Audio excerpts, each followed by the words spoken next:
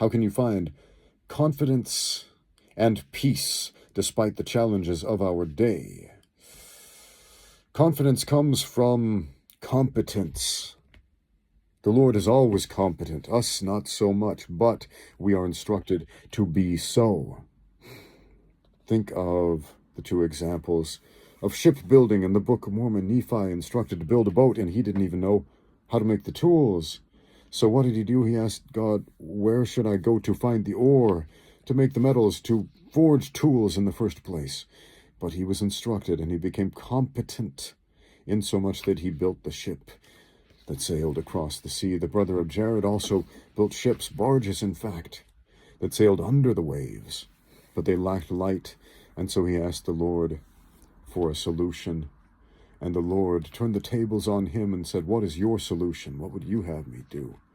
The brother of Jared, in a great act of confidence, brought rocks before the Lord, stones, and said, touch them with thine finger and make them shine.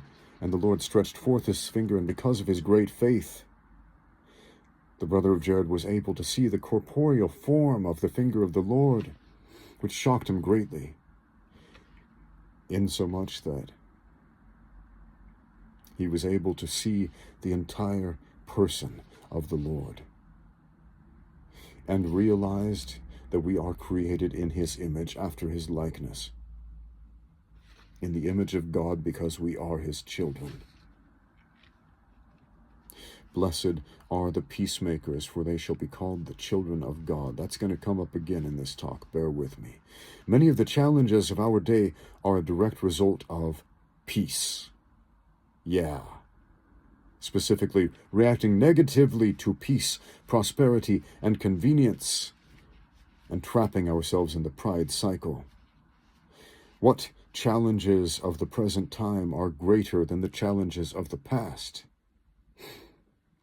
I don't often feel like I'm challenged right now because of the adversity that I've faced in the past, because contrast is a powerful teacher, one of the most powerful teachers. And if you have experienced suffering, great challenges, then the trivialities of the day-to-day don't seem like so much by comparison.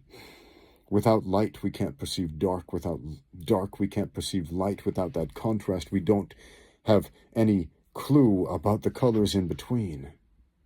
Without good or evil, there is nothing. We need both to understand the other. Without pleasure, there is no pain. Without adversity, there's no strength. This one has a causal relationship. These have a causal relationship. Without adversity, we cannot develop strength. There is no other way to develop strength than without adversity. That is true in the physical realm and the spiritual. What is peace? Is it a lack of conflict? Is it an absence of war? Is it a dearth of contention? Peace is not a lack of challenges and adversity. It is not. We do not find peace. We make it. Remember the scripture, blessed are the peacemakers, taught Christ in the Sermon on the Mount in the Beatitudes. Blessed are the peacemakers, not the peace finders, the peacemakers, for they shall be called the children of God. We call ourselves God's children all the time. Who else calls you a child of God? Who else will call you my son or my daughter? Who else will call you my brother or my sister in the Lord? Because you are a child of God. Perhaps because you helped them to understand they are also a child of God. Peace is a noun, but peacemaking is an action, as is all true faith. Peacemaking is not the action of being harmless. It requires going out of your way, sacrificing your comfort, your convenience, even up to giving everything, down to your very life if needs be. The children of God who will abide with him in the celestial glory shall be no less than the valiant. What are the challenges unique to today? The internet? rampant unlimited access to pornography at the click of a button, anti-social media that robs us of authentic human interactions, video games, movies, TV, electronic entertainment galore to give us all the dopamine hits we could ever want without any of the work. Are those the challenges of today? Ah, poor us, we've got it so rough. Unlike those pioneers who had it so much easier, fleeing their homes after the Mormon extermination order, leaving everything behind to walk across a frozen wilderness and then settle in a desert. Unlike my mother's generation, oh man, how easy they had it, spending her childhood nearly starving because of post-war rationing in a country that had just been ravaged and bombed during the biggest war in human history. Unlike how good that reluctant prophet Jonah had it, who was called to teach a message of forgiveness to the very people who had just attacked and tortured and tried to exterminate his people, as the Assyrian king Sennacherib laughed and mocked the Jews as they laid siege to Jerusalem. And yet Jonah is called to preach forgiveness to these people.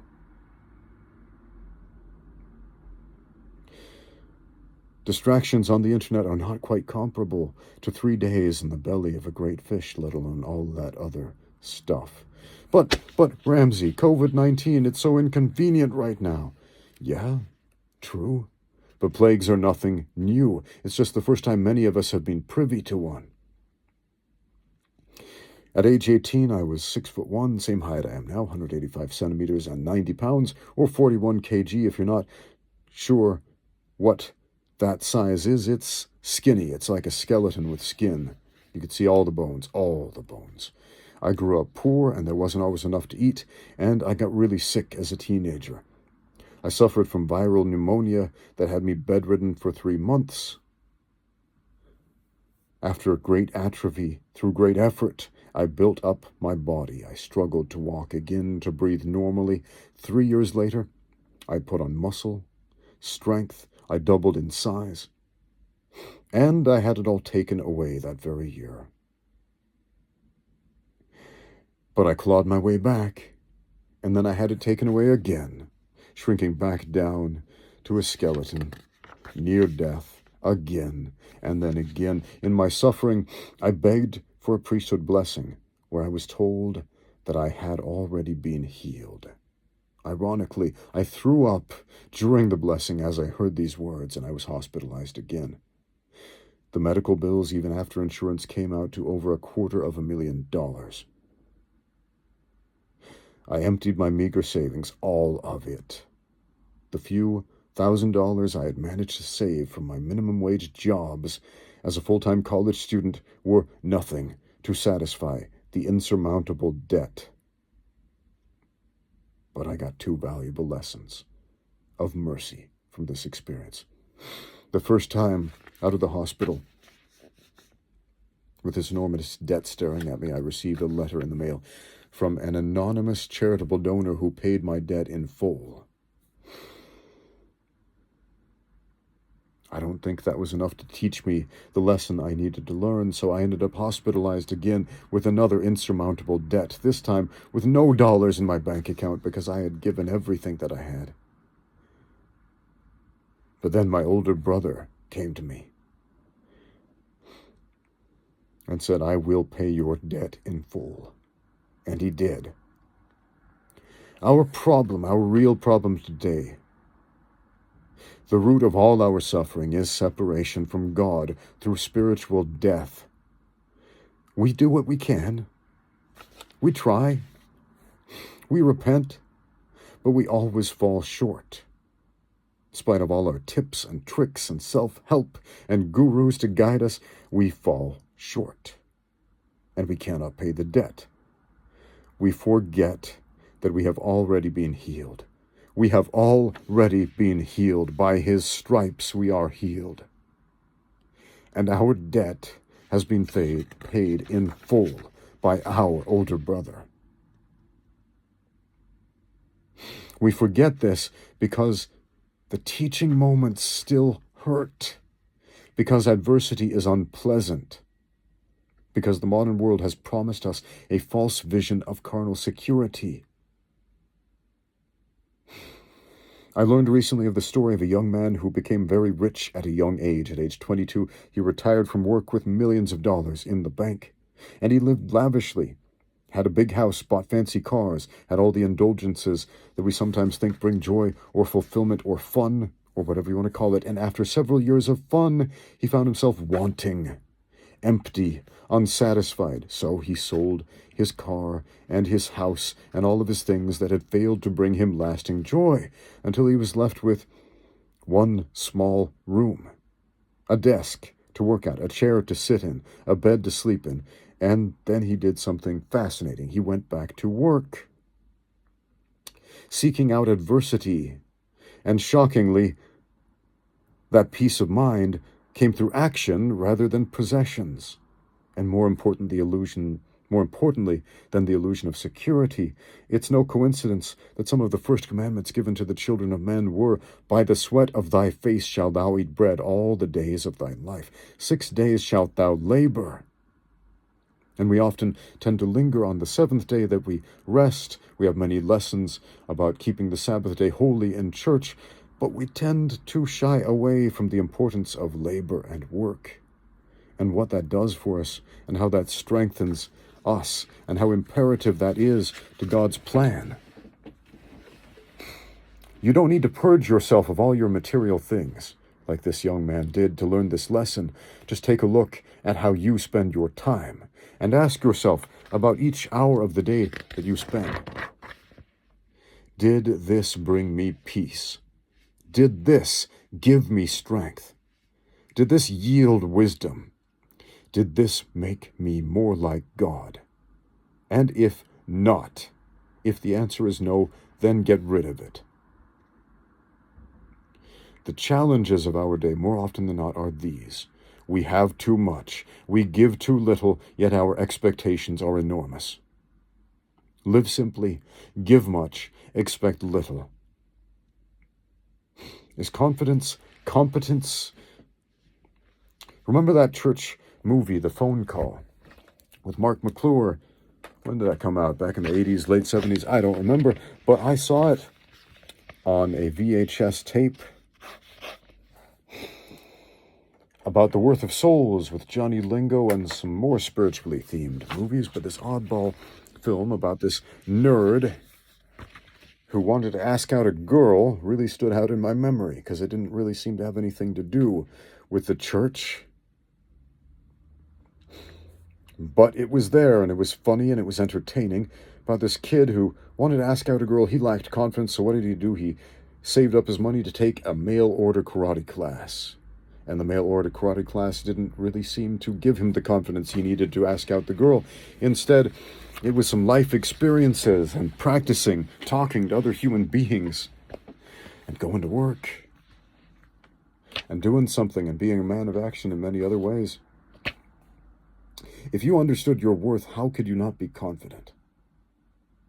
President Hinckley, before he died, gave a talk at BYU where he admonished the students to become well known in the world, to put ourselves out there in the public eye, to use our talents to get the attention of the world so that we might redirect that attention toward God.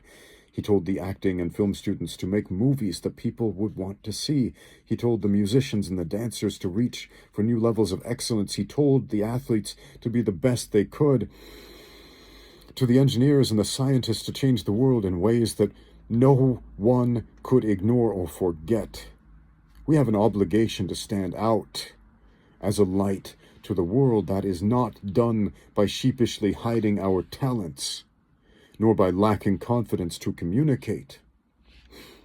Confidence from a karate class or martial arts, like Mark McClure's character in The Phone Call. I could relate to that because as a child I was bullied, and I used to think this was the way. And to a small degree it was. But fighting taught me that the worst thing that violence can do is hurt or cripple or kill you. It can never take your salvation away. It will never change the fact that you are a child of God. And if children, we are heirs. Heirs of God and joint heirs with Christ, if it so be that we suffer with him. Oh, it's that S word, suffer. We don't like that, do we? But it's necessary. From a prison, the Apostle Paul wrote I can do all things through Christ who strengtheneth me, Philippians 4:13, which sounds like a cool superpower until you read the previous verses for context, and then you realize it's a cooler superpower, because it's real, and you can do it right now. Philippians 4:11 and 12, not that I speak in respect of want, for I have learned, in whatsoever state I am, to be content. I know both how to be abased and how to abound. Everywhere and in all things I am instructed, both to be full and to be hungry, both to abound and to suffer need. I can do all things through Christ which strengtheneth me. We're not talking about magically developing new abilities to supernaturally cause mountains to move by willing them to do so, but rather the ability to cope with, or more importantly, to learn from the contrasts in our lives. And that requires confidence. Confidence in the Lord. So that we can have confidence in our actions to demonstrate our faith.